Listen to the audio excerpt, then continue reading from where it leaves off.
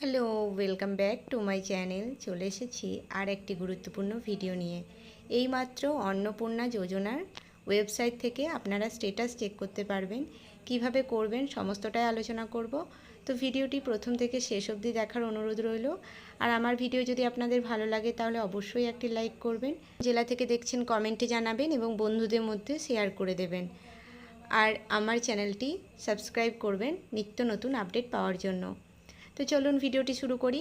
প্রথমেই আপনারা ক্রোমে বা গুগলে চলে যাবেন। তারপর এখান থেকে আপনারা সোশ্যাল রেজিস্ট্রি বলে সার্চ করবেন বা সিকিউরিটি ওয়েবসাইট যে কোনো একটাতে যাবেন। সোশ্যাল সিকিউরিটি WB এখানে আমি গেছি। দেখুন গভর্নমেন্ট অফ ওয়েস্ট বেঙ্গল লেখাই রয়েছে। এখানে যাওয়ার পর এখানে আপনারা সিটিজেন বা ফ্যামিলি লগইনে যাবেন। তারপর আপনারা দেখুন এখানে দেখুন আপনারা ডিস্ট্রিক্ট নেম দেওয়া রয়েছে, রেজিস্টার মোবাইল নাম্বার এবং এখানে একটা যোগ আপনাদেরকে করতে হবে। এটা করার পর আপনাদের রিকোয়েস্ট ওটিপি করবেন, মোবাইলে ওটিপি চলে আসবে। আমি করছি, তারপর দেখাচ্ছি। দেখুন এরকম যোগ করতে হবে, তারপর রিকোয়েস্ট ওটিপি করলেও ওটিপি চলে যাবে। এখানে আমি ওটিপি দিয়ে দিয়েছি। এবার কন্টিনিউ হাত দেবেন আপনারা। তাহলে দেখতে পাবেন, দেখুন সাবমিশন ডেট আপনাদের দেওয়া রয়েছে আর অ্যাপ্লিকেশন এখানে রিজেক্ট করা হয়েছে। কি কারণে রিজেক্ট করা হয়েছে সেটা এখনও বলা হয়নি। কি কারণে রিজেক্ট করা হতে পারে এবার আমি বলবো। দেখুন 2রা জুলাই 2026 গতকাল জুলাই মাসের 1 তারিখে, অর্থাৎ এই নিউজটা হচ্ছে 2 তারিখে নিউজ। আর 1 তারিখে এটা কি বলা হয়েছে দেখুন, রাজ্য জুড়ে অন্নপূর্ণা ভাণ্ডার প্রকল্পে 3000 টাকা সরাসরি যোগ্য মহিলাদের ব্যাংক অ্যাকাউন্টে ডিবিটি লিঙ্কের মাধ্যমে পাঠানো শুরু হয়েছে। প্রথম দিনেই 1 কোটিরও বেশি সুবিধাভোগীর অ্যাকাউন্টে এই অর্থ পৌঁছে গেছে।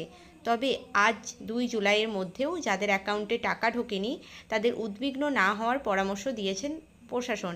সরকারি সূত্রে জানানো হয়েছে এই অর্থ ধাপে ধাপে পাঠানো হচ্ছে এবং আগামী কয়েকদিনের মধ্যে সমস্ত যোগ্য প্রাপকদের অ্যাকাউন্টে টাকা পৌঁছে যাবে। পোর্টালে শুধু সাবমিটেড দেখালে আপনারা কি করবেন, এখন আপনাদের স্ট্যাটাসটা আপডেট হয়েছে আপনারা দেখতে পাবেন। প্রত্যেকেই চেক করে নেবেন যে রিজেক্ট দেখাচ্ছে না আপনাদের অ্যাকসেপ্ট দেখাচ্ছে। সেক্ষেত্রে যদি অ্যাকসেপ্ট দেখায় তাহলে আপনাদের টাকা ঢুকে যাবে, চিন্তিত হবার কিছু নেই।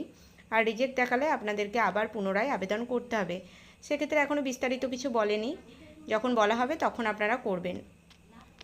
যাদের ভোটার এবং আধার কার্ডের সমস্যা রয়েছে, অর্থাৎ নামের ভুল বা আপনারা ডেট অফ বার্থ বা অ্যাড্রেসে কোনো ভুল থাকলে সেক্ষেত্রে সমস্যা হচ্ছে, অ্যাপ্লিকেশনটা রিজেক্ট করতে পারে। বয়সসীমা অতিক্রম হয়ে যাওয়ার পরও অনেকে আবেদন করেছেন, আবার অনেকে বয়স হয়নি তাও আবেদন করেছেন, সেক্ষেত্রেও রিজেক্ট হতে পারে।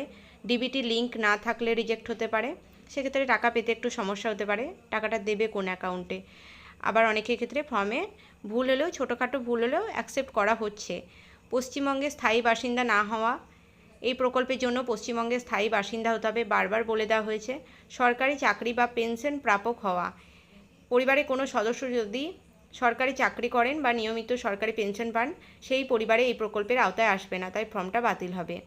এবার আপনারা অনেকেই আমাকে বলবেন এরকম অনেক পরিবার টাকা পেয়েছে, সেক্ষেত্রে তাদের টাকা আবার পুনরায় ফেরত দিতে হতে পারে। আপনারা অপেক্ষা করুন।